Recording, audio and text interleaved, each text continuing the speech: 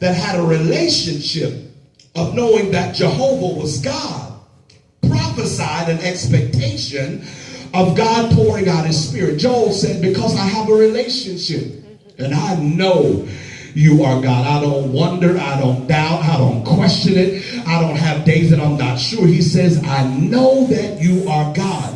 And because I have a relationship and I know that you are God, I can predict your next move. Catch this. Because I know that you are God, I can predict what you are about to do. I can say what your next move is because I know that you are God. And when you have a relationship of knowing who God is, you will have a relationship with expecting God to do what God does. Somebody say yes. Because of my relationship with him, I know him as a healer, so I expect him to heal. I know him as a provider, so I expect him to make a way.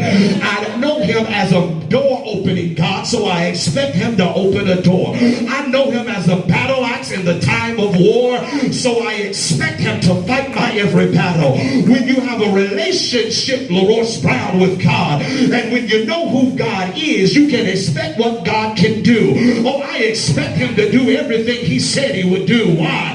Because he is not a man that he should lie, nor the son of man that he should repent. My relationship has persuaded me of stuff that ain't happened but's about to happen because of the relationship. Because I've laid before him too many hours on this altar not to expect God to bust a move when I get in trouble. I have walked the floor in my apartment calling on him, so I expect him when things get messy for God to step through and make a way for me. It is the relationship that produces the expectation, because I've walked with him through valleys, I have walked with him through fires, I have walked with him through recession, I have walked with him through divorce, I have walked through him to cancer war, I have walked with him in poverty, and because of this relationship, I know God can do what God does, because I've seen him do it time and time again.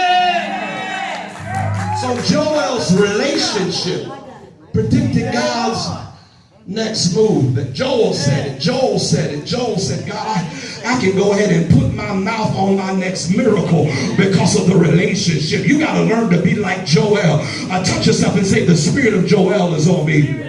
Come on, say it with authority and fire. The spirit of Joel is on me, that I'm going to prophesy my next miracle. I'm going to predict the outcome of my situation. I'm going to open my mouth. I ain't going to wait for the circumstances to say nothing, but I'm going to stand up in the middle of hell and say, no weapon formed against me shall be able to